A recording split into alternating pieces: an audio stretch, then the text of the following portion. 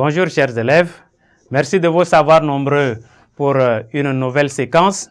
Notre séquence d'aujourd'hui porte sur la tangente d'un réel.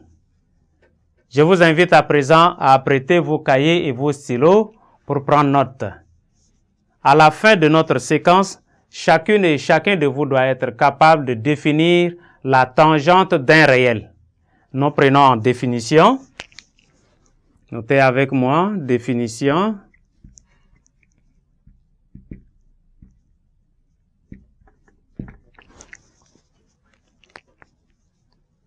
On considère le cercle trigonométrique C d'origine O et T, la tangente au cercle C passant par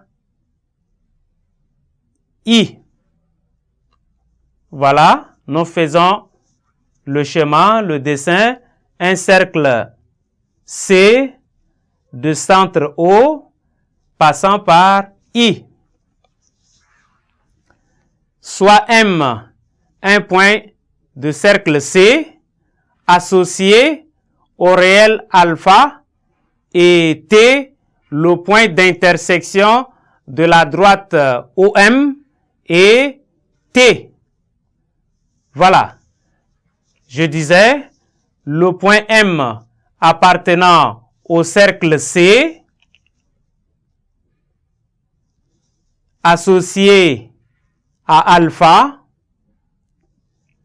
et T, le point T qui est l'intersection de la droite OM,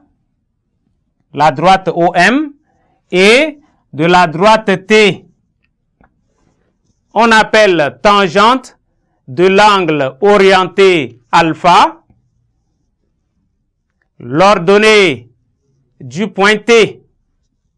L'ordonnée du point T, intersection de la droite OM et de la droite T.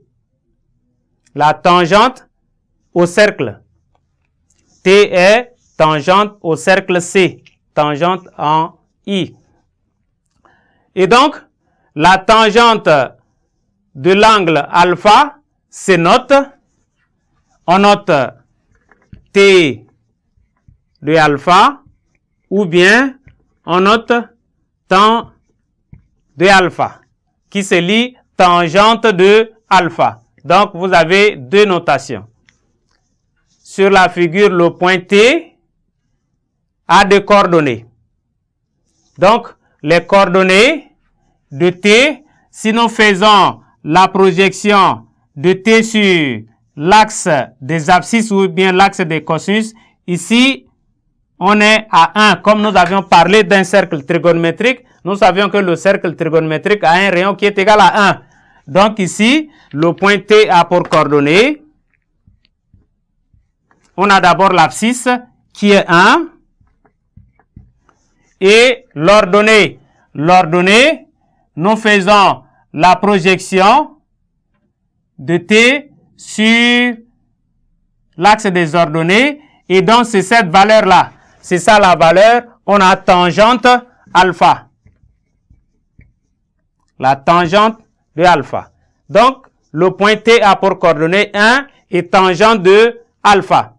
L'existence de tangente alpha dépend de la position du point M associé,